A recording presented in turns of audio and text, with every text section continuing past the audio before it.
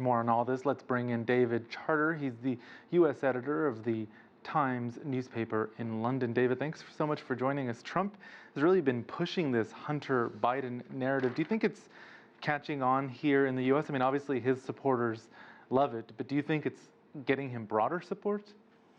I don't know about support. Roee, we've seen a poll just recently on Fox News, which is one of the president's favorite networks, showing that 51% of Americans think he actually should face impeachment. He didn't like that poll.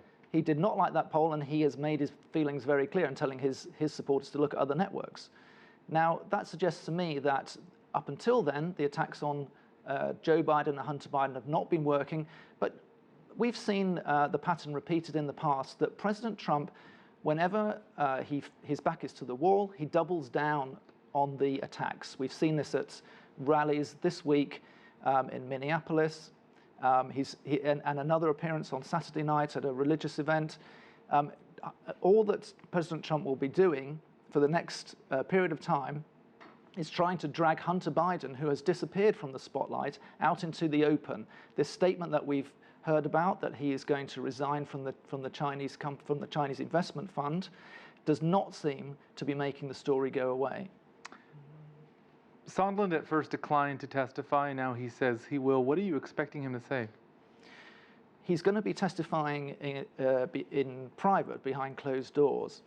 But he's been forced to come by a legal requirement, a subpoena that's brought him to the committee. I think that we've got an indication that he's going to say that a key email that he sent, which has been seized upon by President Trump's supporters as showing that there was no quid pro quo and therefore no pressure put on the Ukrainian president, was actually dictated to him by the White House, by the president himself. Now, that is one report that he may say that. If he does, it will shatter President Trump's defense of his position. He'll be the second diplomat to testify. The former Ukrainian ambassador, U.S. ambassador to Ukraine, testified just in recent days. She, of course, was booted by Donald Trump. How damning do you think her testimony was? It sounds to me that she could be portrayed as rather embittered because she lost her job a few months early. And perhaps at the moment, we haven't seen her in public. Again, it was behind closed doors. That it's quite easy for the Trump supporters, Mr. Trump supporters, to say that she had an axe to grind because she didn't want to lose her job. I think that if she, in the fullness of time, comes to testify in public, we may see public opinion could shift if she presents a case that she was moved wrongly because she simply had, she was simply trying to present a diplomatic case and was not an anti-Trump person, as has been suggested.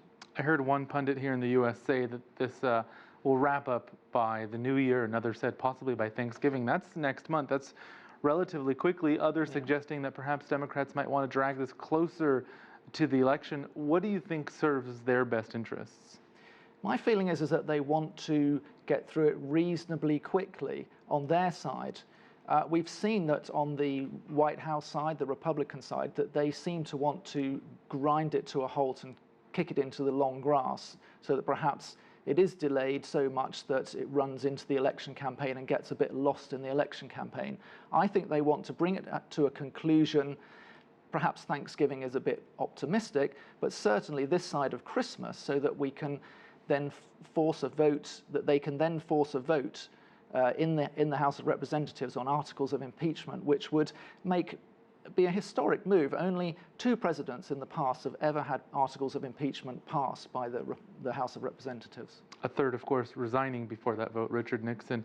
David Charter, we're going to have to leave it there from the Times of London. Thank you so much for joining us.